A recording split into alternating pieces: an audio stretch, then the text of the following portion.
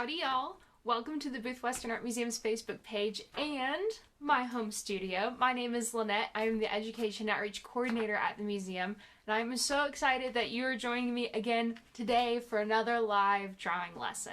Now, I hope some of y'all are joining me after watching a art and book highlight video by our Director of Education, Patty Dees.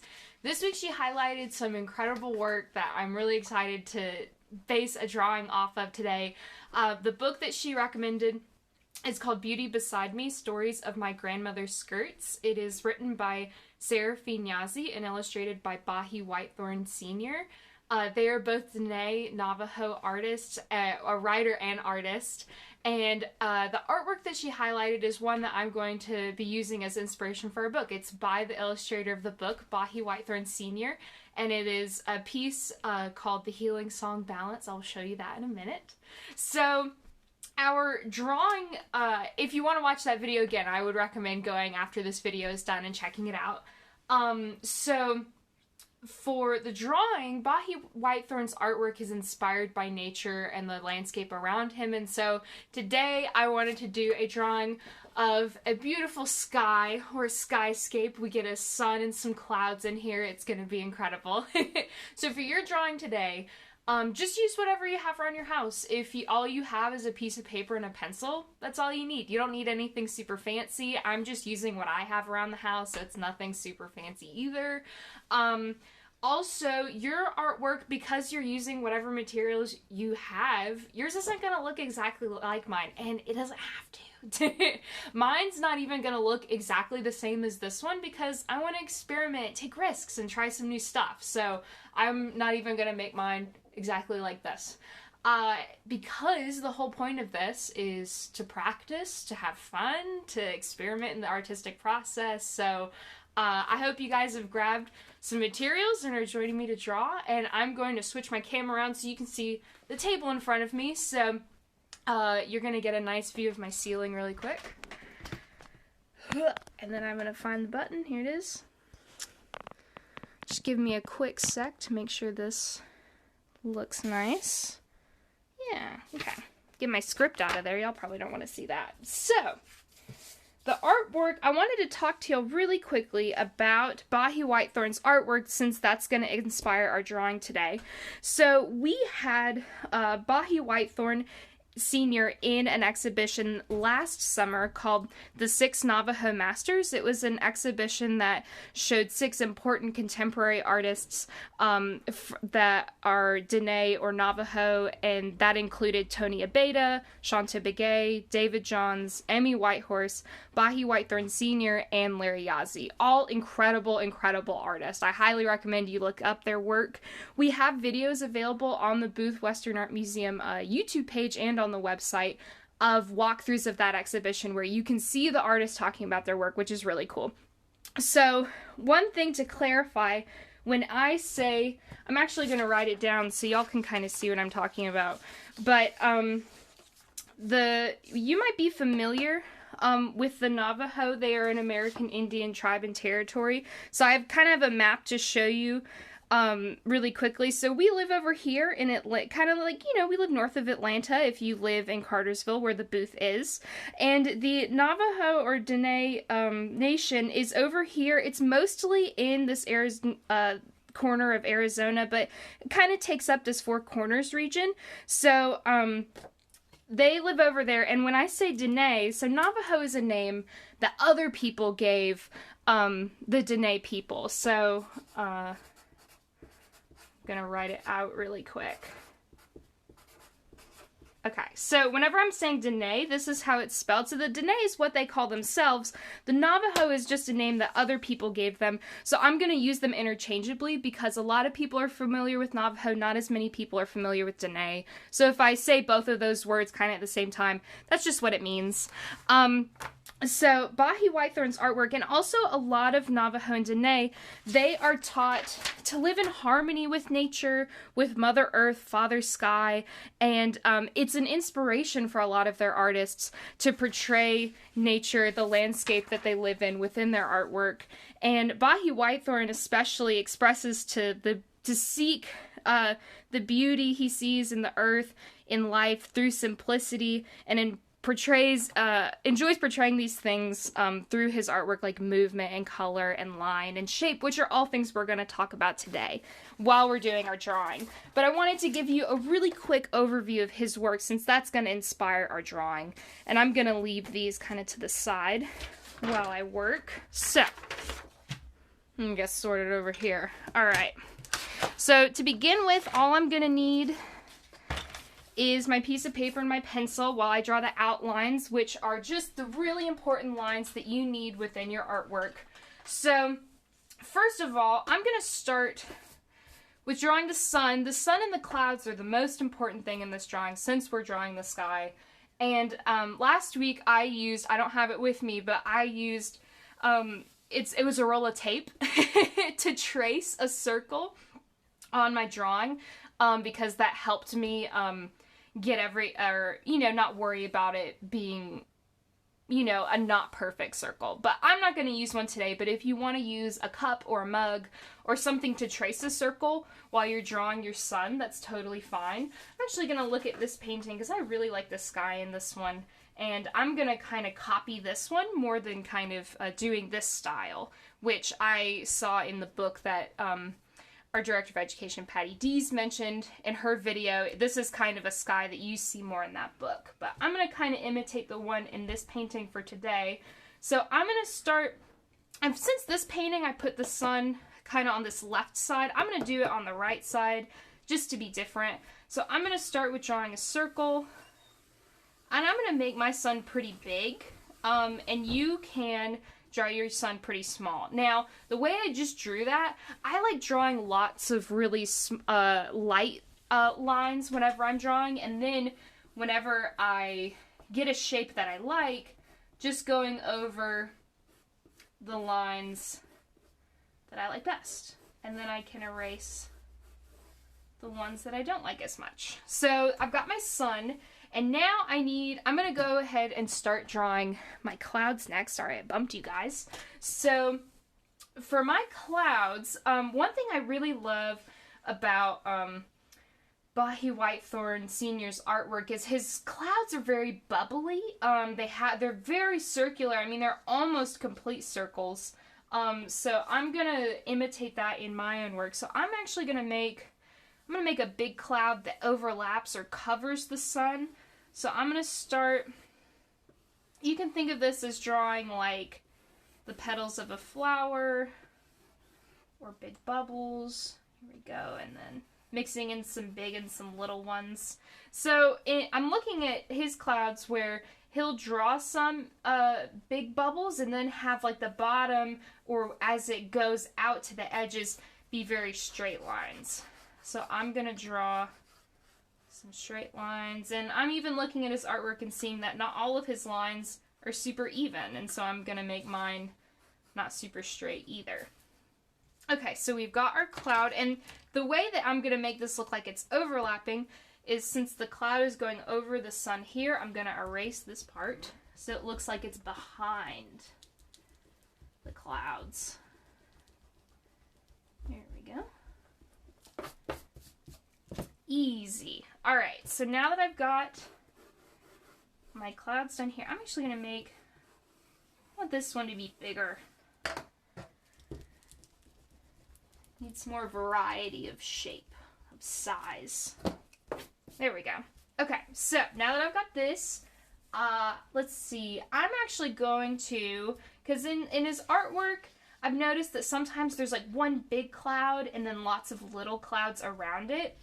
So I'm going to make like one like small cloud. So I'm going to do like I'm going to make where the bottom is going to be here.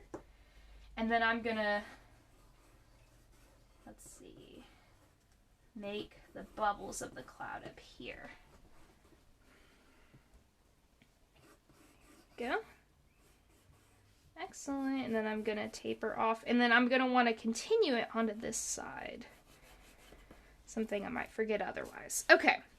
So now that I'm happy with how this looks, I like having the big sun and two clouds on here. So now I'm going to start creating the rest of the sky. Now, in this one, I kind of did a more like sun rays sort of thing going on. So I basically created a curved line here and then just shot it straight out to the edge of your paper. And it's easier to do that if you have a ruler, or you can just take another piece of paper that has a straight edge, and then you can just trace around that to get those nice straight lines.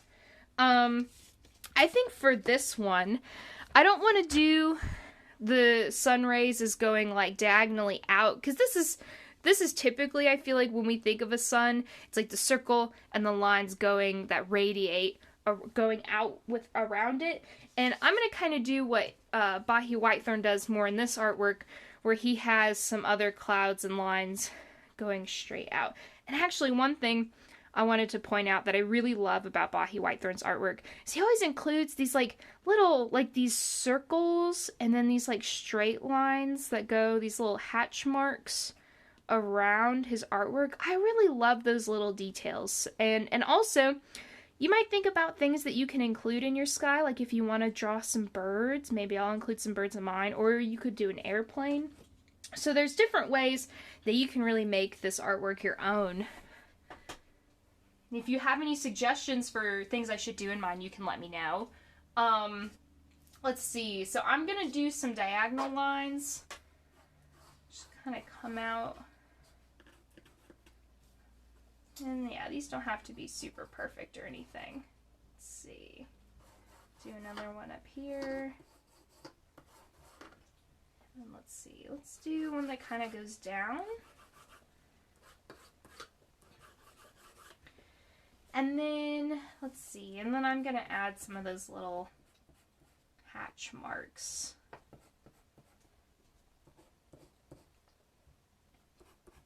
I'm doing just 3, and then I'm going to draw some of those circles. Just some nice circles. Who doesn't like circles? Just a little, just something to add, just a little sprinkle.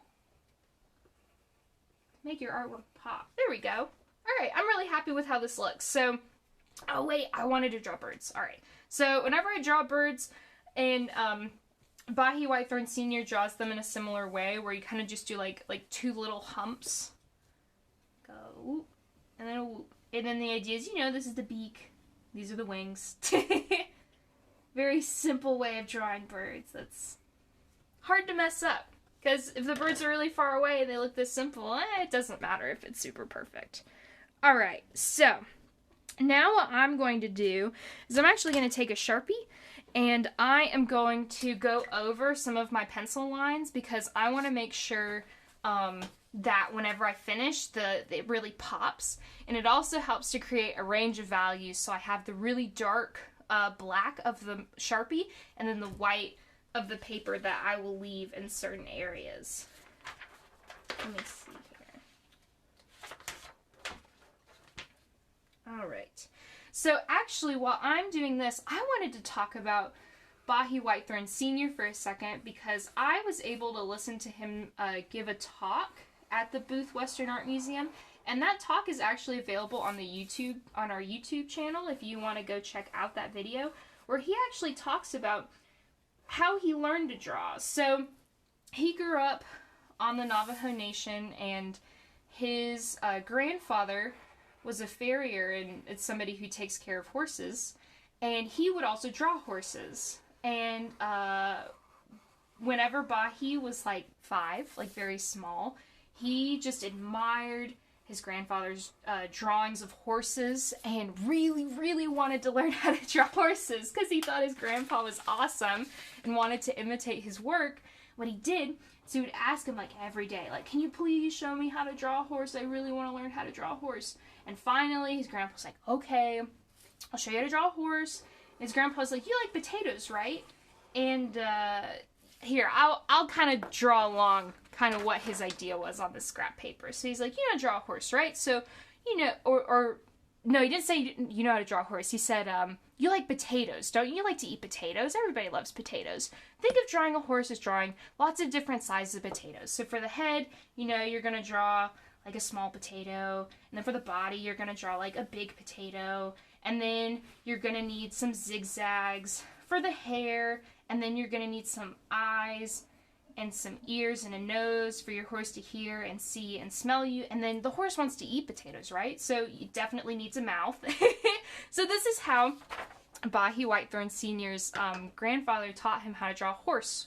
Well, his grandpa gave him a bunch of little scraps of pieces of paper and a pencil, and then said, practice drawing a horse on all of these tiny little scraps. And Baje did. He drew on every scrap. And then once he finished, his grandpa said, well, turn the paper over and draw horses on the other side of the paper. Well, eventually, Baje ran out of paper, so he had to start drawing on wood, on the little legs of furniture, probably drawing on the walls a little bit. And so his parents noticed that all of these wonderful horses are starting to show up all around our house. Aren't they so nice? All these little tiny horses. And eventually, Baje ran out of his pencil. He didn't have a pencil anymore, so he found a nail. And then he started scratching the horses into all the metal that he could find. Pots and pans, the stove, the side of their house, which is a traditional Navajo house or Dene house called a hogan. And his parents were still like, oh my goodness, these horses, they keep showing up everywhere, all these little horses. And eventually, Baje ran out of metal surfaces to draw on. And then one day after work, his dad drove up and parked his truck at the front of the house. And then Baje said, ooh, let me draw a horse on the side of his dad's truck. And I think after that one, his dad wasn't so excited about the little horses anymore. But I love it. I think it's such a fun example of where we learn to draw. And I think also just to draw what excites you and you're interested in. You know, a lot of artists will try drawing a lot of different things, you know, to have a wide variety, which is good. But it's also good to draw just, you know, what you see around you and what intrigues you most. Go. Alright, we're making some good progress. I'm almost done. But Baje Whitethorne Sr. is also an incredible artist and is inspired by how art is can be therapeutic in a way of healing, which the one piece that I have over here that he made called The Healing Song and Balance is inspired by how music can be a form of healing and how art, you know, creating, I think art, you know, it is similar to music in a way. The way you draw lines and the rhythm of the piece and the movement, I think it can be compared to music. They're both art, it's just different kinds. Alright, I'm almost done. And then we get to my favorite part, which is color. Alright. So one thing I wanted to mention as well with Baje Whitethorne Sr.'s artwork, and also with I've seen other Dene and Navajo artists be inspired by this, but in their creation story, they actually, there are like 4 sacred mountains on the Dene land, and they correspond with the cardinal directions, so north, south, east, and west, and they associate each of the directions with a different color. White is associated with, you know, the north, and, let me see, I believe it is, hold on, the east, excuse me. I was looking at my notes and I couldn't find it anywhere. So white's associated with the east, turquoise and blue is associated with south, yellow and is associated with west, and then also north is associated with black. Another cool thing I thought was that they associated these different colors with different times of day. So yellow was associated with dusk, blue's daytime, white is dawn, and then black is nighttime. And that was something I wanted to bring up. When you think about coloring your piece, like, what time of day is your sky in? Is it nighttime? Because this could be a moon if you're doing nighttime. and then you could do everything else very dark. Or if it's daytime, you know, you could have very bright, like blue and yellow and white clouds. If it's like sunset or sunrise, you could have really kind of some of these colors where it's very orange and purple, and you get lots of different variety of colors. I actually think today that I'm going to use all blue in my artwork. You might be like, what? All one color? That's crazy. Well, that's actually that's a color scheme that we actually call a monochromatic color scheme. And I actually have a sheet over here to kind of give you an idea of what that means. So I've talked before about value, where when you're making an artwork, you want to have a range of values. So you want to have the white of the paper, a really dark black, and a lot of value in between, and that makes your artwork really impactful. And a monochrome color scheme is similar to a value scale because you're only using one color. So this one, I only used blue. So this is like just the blue, like if I took a marker and colored blue, that's what it would look like. And I mixed this color blue with white, and when you mix a color with white, it gets dark, a little bit lighter, and we call this tints of a color when you mix white with any color. And then to get darker values, I mixed blue with black to get some of these darker shades, which we call shades. Didn't realize I was using the word in the definition. So when you're using a monochromatic color scheme, you're using the tints and shades of a color, so it's blue with all of its range of values. So I'm going to leave this over here so you can kind of look, well, actually, hold on. This, I feel like, is a classic move where I am having a hard time figuring out where stuff should go on the table. I'm going to move Baje's artwork up here for now. And I actually thought through my setup this week because I pulled out all of the blue supplies that I have so that I could color everything in with just the blue. So whenever you use a bunch of different materials like this, artists like to call it mixed media, which just means you're using different mediums or art tools to do your coloring. And also this week I threw in, this is something I haven't had in my in my toolkit yet, which is just a Sharpie, a highlighter. So I'm going to start coloring this. Let's see. I think I'm going to use, let's use this darker blue. I think I want to leave the sun white, actually. So I'm going to color blue all around it. Ooh, this is a dark blue. Yeah, I have a bunch of blue highlighters for when I read stuff for school. I prefer the blue ones. So I was like, you know what? I should incorporate this in my drawing today, since I have so many of them. Well, they're actually all dying, but that's beside the point. All right.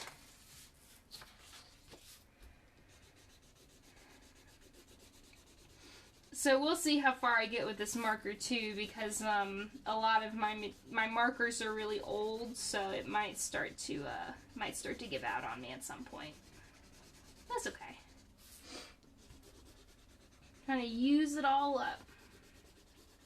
Actually, I think what I'm going to do now is transition, and at the bottom part use the highlighter. Ooh.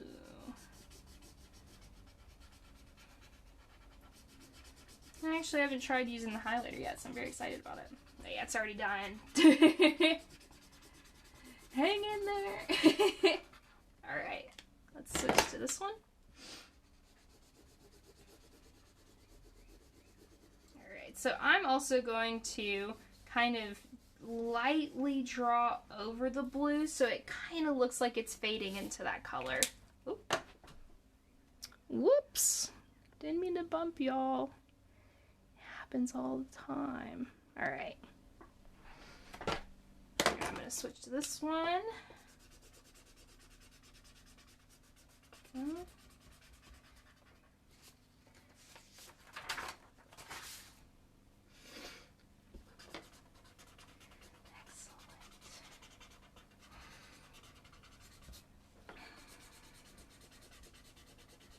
So again, whenever you're working on your drawing, you want to use a bunch of colors, because when I did my first one, I was like, oh, I'm going to use a ton of colors. I just thought it would be interesting to do a monochromatic color scheme. just feel like you don't, it's a little bit, I think, intimidating to use even, because it makes your brain think in a different way than you're not used to, because you're having to think through, like, you know, oh, well, normally the sun's yellow, so like, oh, what shade of blue do I make it? Do I make it dark? Do I make it light? Alright, let's see. Let's, at the time I have left, I'm going to try to color this cloud. Having to peel my marker, or crayon, excuse me. Whoop. Oh no, come on. Please. Okay, there we go. Cool. And color this cloud, do a lighter shade, tint.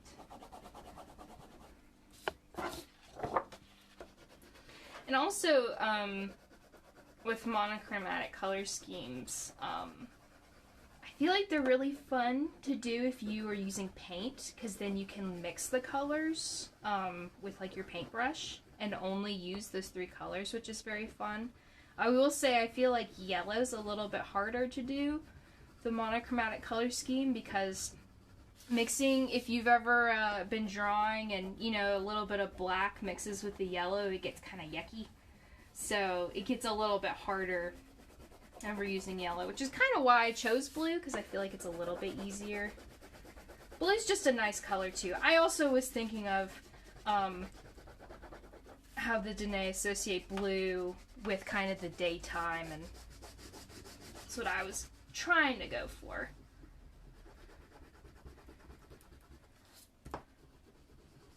Alright. And I'm drawing in all different directions. I'm not trying to just, you know, it's easier to draw a straight line here. On the humps, it's a little bit easier to draw a circle. I think I'm actually going to try mixing 2 of my... Ooh, there we go. And this is fun too, because I'm getting some of the lines of my circles in the artwork here. Gives it a little texture even. Okay. Let's see. I've got a couple of seconds I can color something else. Let's see. Ooh, let me draw some of the, let me grab this blue. Color in some of these circles. There we go.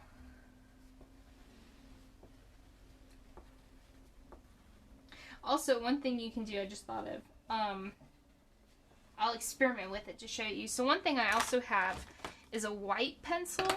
And you could even try this with, like, a white crayon, if you have it. If you have a white pen, those are also really fun to use. But you can even, on this part where it's very dark, I could even go in with the white. Ooh, and look how cool that looks. Whoa. I may have to do that later on in some other areas of the drawing. Draw some of those little circles. That looks so cool. I'm gonna have to do that in some other areas of my drawing. I'll do a few more circles down here. But this is my favorite thing to do when I'm using color, is to layer different things on top of each other, like layering different crayons on top of different colors, and, you know, different materials on top of each other, because it gives your artwork depth. It makes you think about using your materials in new ways. Alright, well, I think I have got to skedaddle, so I'm going to actually finish this off camera, and I'll let y'all finish your artwork, and I'm going to flip my camera around, actually really quick, because I always forget this. Always. So whenever you're done with your artwork, and I forget because I'm not finished yet, but whenever you're done with your artwork, it's very important that you need to sign your work, because you want people to know this is yours, and that you're very proud of it. So usually artists will sign their work like at the bottom or in a corner, or they might hide it somewhere in their piece. I think I'm actually going to write it on top of this cloud right here. And I'm going to write it in Sharpie. It's kind of hard to write on top of crayon because of the wax, but Sharpie does a pretty good job. Alright, there we go. Alright, so I'm going to flip my camera around so you get a nice view of my ceiling again. Alright, and also I can look at y'all before I leave. So, like I said, I'm going to finish mine and then I'm going to post it so that y'all can see it. I would love to see what yours looks like. So if you want to, you can post it to Facebook, you can post it as a comment, or you can use our hashtag, the booth, or just Booth Museum, and tag us on whatever social media you use, Twitter, Instagram, Facebook, so that we can look at it, because this is my favorite part of the week, when I get to hang out with you guys and draw and create. And then it's so inspiring to see what y'all create and how you saw what I was talking about in a different way. It's always really interesting to see. I love doing art projects with a big group of people so that I can see how people think about it differently. If you want to learn more about Baje Whitethorne Sr. and the 6 Navajo Masters exhibit that I was talking about, like I said, on YouTube there are videos of all of the artists talking about their artwork, and it's really interesting and very informative. So I would check those out on our YouTube page. Let's see. I will be here drawing again next week on Tuesday, May 5th. At the same time, 10:45, same place at the booth's Facebook page. If you don't have Facebook, you can also watch it through our website, which is boothmuseum.org. And I think that's it for me. So I am gonna skedaddle. This has been wonderful. I'm so looking forward to next week. And thank you again for joining me in the museum as we share America's story. I'll see you next week. Bye!